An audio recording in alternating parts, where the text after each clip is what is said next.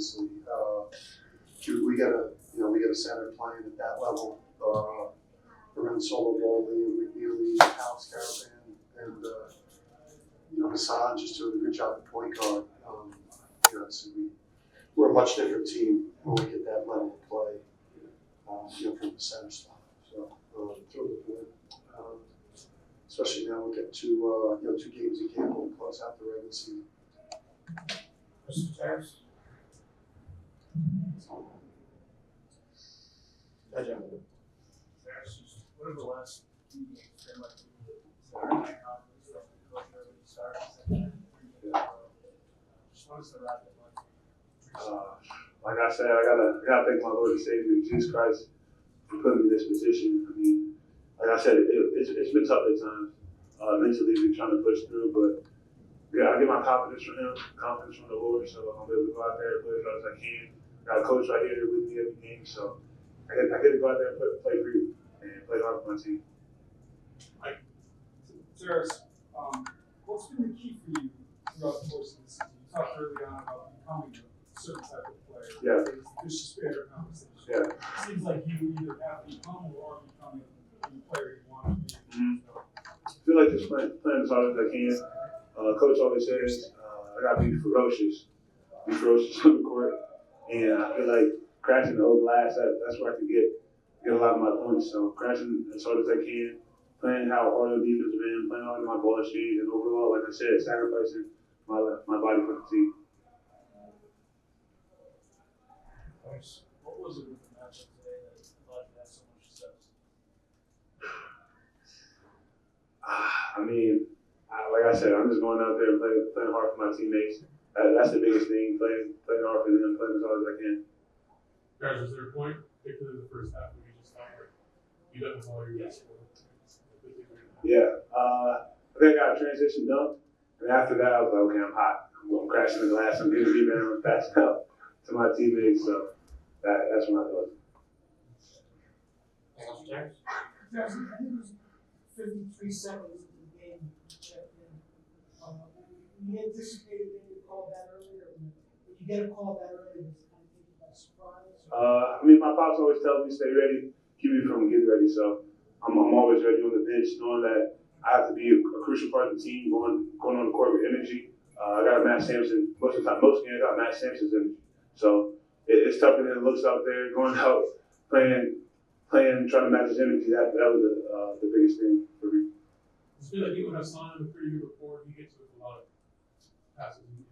Yeah, I told him I sold a couple of his assists, so he definitely could have got more, but that was on my part. TV? Let's go. Nice to see now.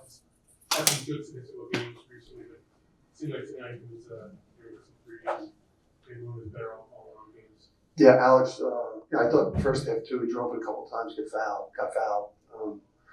Didn't get a couple calls. I just liked how aggressive he was, like getting his shoulders downhill. At the rim, and like we've talked about, making more plays. Don't be so reliant on half-court actions. But looking to drive closeouts, looking to play in the ball screen and just, playing off script more, creating more offense. I think, the thing with us is like when our defense and rebounding sucked, like we were shooting the heck out of the ball. And then, then our defense and rebounding improved and then our shooting turned to crap. It feels like maybe the last two games a little bit, especially, the second half of the last game, maybe the offensive efficiency, the shooting is coming back, and now the defense and and rebounding is improving. But if we get center play like that, from Tarris and Sampson combined, it obviously changes our outlook. But you said before that you guys are really concerned with Alex's key part of it. Yeah, I mean, how could you?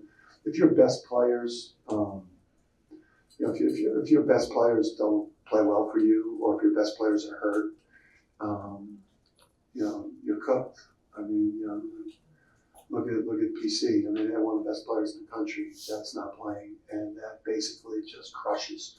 You know, you got a first team all league player, a player of the year type of player. Bryce Hopkins that is eliminated from your team, your whole season changes. So yeah, I mean, you need to be healthy or you need to be out on the court, you know, playing at a high level. And I think with Alex, I think you know, he's convinced that March is a special time for UConn and that he's about to get hot.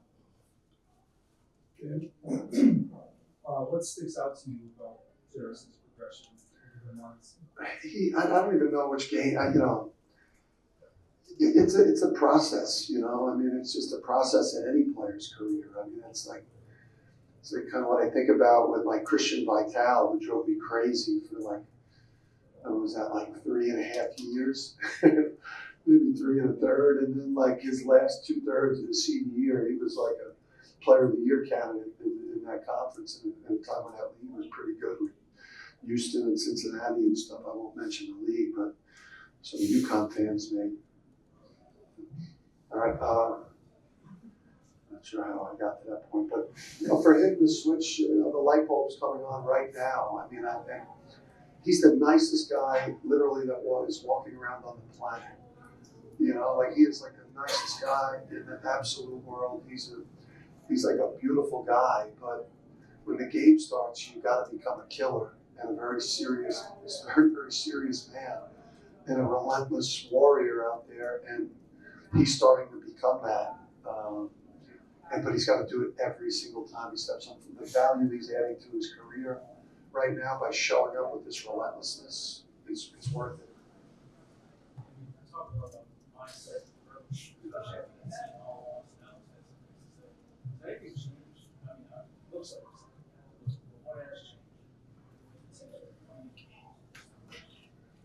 changed? I mean, some of that stuff is like, we always play hard. I mean, you know, I wish we had like more of a alpha mentality on the team. That I wish that, you know, after some of those losses, you know, there were like guys close to, you know, getting into a fight in the locker room because of the frustration for not being where we want to be. I mean, I wish there was more of that. I'm not sure if any program in the country's got a lot of that, but the, you know, kind of the way kids are nowadays a little bit.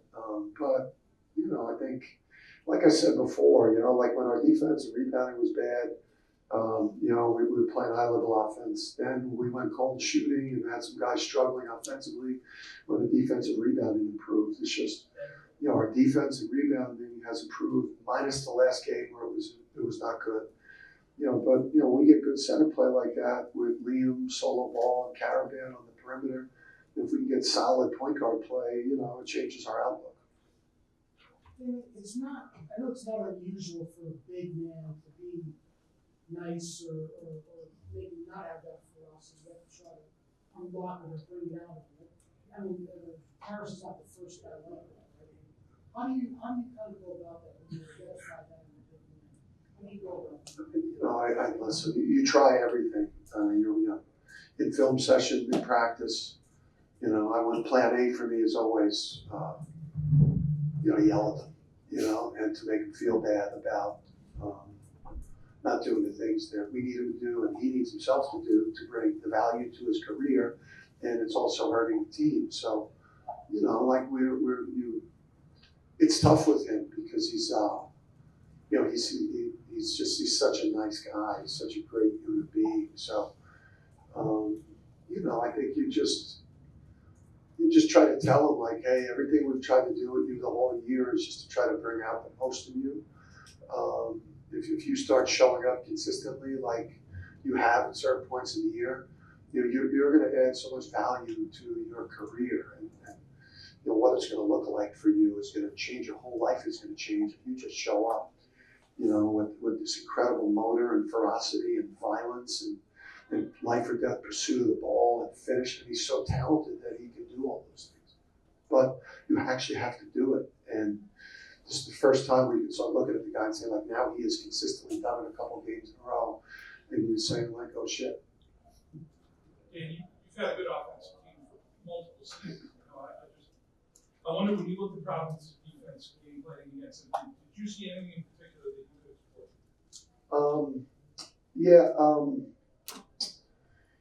Yeah. you know, the guards, you know, Bensley, Bensley and Jaden are both, they're really, really good, on-ball defenders, good pressure defenders.